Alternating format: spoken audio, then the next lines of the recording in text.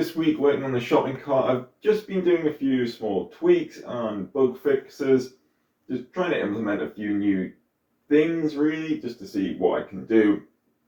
I would say that the shopping cart is finished. There's a few things kind of outstanding, but overall the shop is working. I'll go over what is left outstanding. So first up, I would like to just kind of fill out the JSON file a little bit more, add some more products.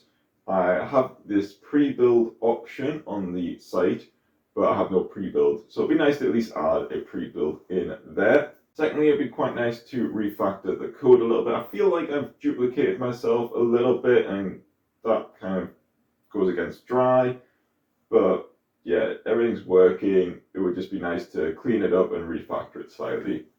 Thirdly, which is a real nice to have, it was to kind of create a branch of my current shopping cart, then just redesign it, make the pages look different, things like that. So it's more just practice with CSS and also design skills. Lastly, and this is kind of quite a big one because it was sort of the premise of this project, and that is testing.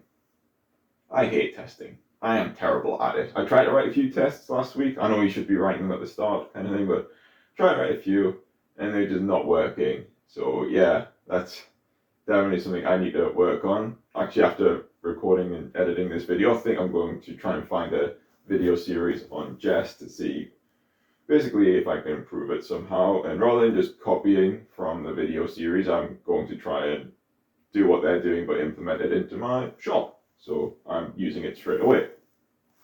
But let's go over the shop. Let's see what I've been building. Okay, so this is the shop, and yeah, maybe it's not mind-blowing or like, wow, that looks amazing, but it kind of works. So across the top, we've got this nav bar, which is going to be on every page. We've got a link to the home page, which is also clickable via the store name, so computer store.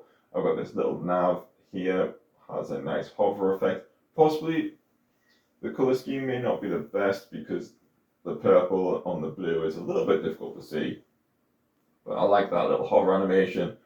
You've got a search and a basket button here. The basket also shows the count of items in the basket currently. Search thing is visible on click and it goes away when you click off of it. The button again goes to the shop page. The image, probably not the best image, but I needed something to fill it out. And then I'm not a big fan of this footer on the bottom, if I'm honest. But what I am going to do, I'm going to add a YouTube logo, a website logo to go to my own website, and then the Odin Project logo probably somewhere over here. I'm not sure about that. So I may do like all the logos here, and then some kind of note here saying this is not a real shop, just so it is absolutely clear. But yeah, let's before I go on any further, I'll show you that it is mobile responsive.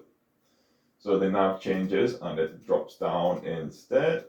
And on mobile, this basket actually navigates you to a new link called basket, whereas on desktop it slides in. But I'll talk about that in a second. So the rest of this will just be going over in desktop view. This is the shop page. I've got these item cards which are used throughout the site on multiple components. So that was really good reusing them. You can hover over it and click on this blue section to view the product detail, or you can use these buttons to add it straight into the basket. As you can tell, the basket icon is increasing straight away.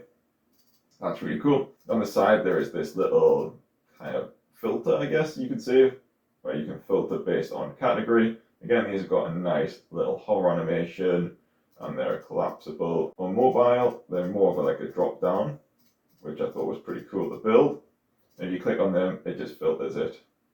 While I'm on this page, I'll show you the filter. So we can, let's search for Intel. Intel, and what the search does, actually, it's got a new URL called search and then search term, but it is just the shop page.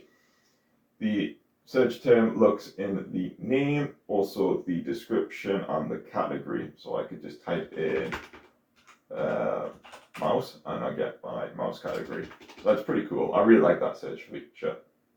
Again, clicking off of it goes away. The basket does slide in on desktop, but I think this is a little bit buggy, if I'm honest.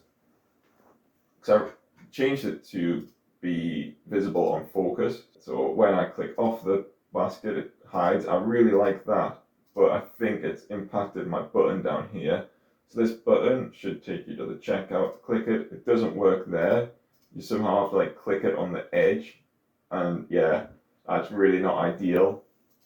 So it's a bit buggy there, but this is the checkout / basket page because it's the same component on mobile. And you just click this checkout button and you get an alert. Again, you can increase or decrease, things update automatically. It is pretty smooth. Let's just go into one of these product pages to show you the product detail page. Again, name of the product, increase or decrease the amount in the basket, a bit of a description, and then this section I really like, this images. So you can click through the different images and they load up nicely. I think that's really cool.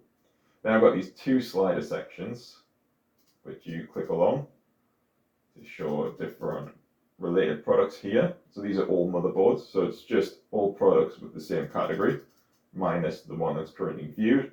And then this is just a random list of, other products that customers have viewed. Again, the slide across is really cool. This section actually disappears on a product if there is no related product. So I've only got one mouse, for instance, and it disappears. I thought that was really cool. So that's a whirlwind tour of the shop. This has been an interesting project. I've been learning more about React and React Router, which is always useful. I've also touched on conditional classes for React, and that's using template literals with ternary operators. That was really cool. I also learned that there's a few things I need to work on. So kind of planning out a little bit would be useful. There's a few times where I was making changes to my CSS in one section and it was impacting another one. So maybe just be a bit more aware of what I was doing with my CSS and trying to tidy that up, because right now it's a mess. I've got so much going on. And yeah, I definitely need to learn more about testing. I really do not like testing, but that's something I need to work on. As I mentioned at the start, there's a few things I need to tweak and improve upon just to kind of finalize this a little bit more.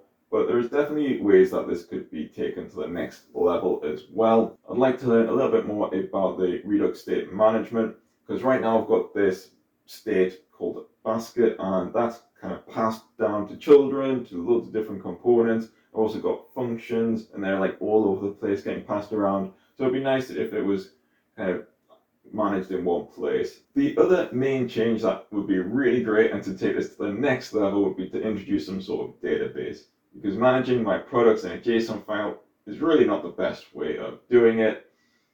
So yeah, having some sort of database, and then you could store customer information or what's actually in the basket. That would be brilliant. As always, comment down below any feedback and your thoughts on my shopping cart. I would greatly appreciate the feedback. Hope you've enjoyed this video. If you have, please make sure you hit that like button, and if you'd like to see more, then please subscribe. Hope you all have a nice day, and I'll catch you later.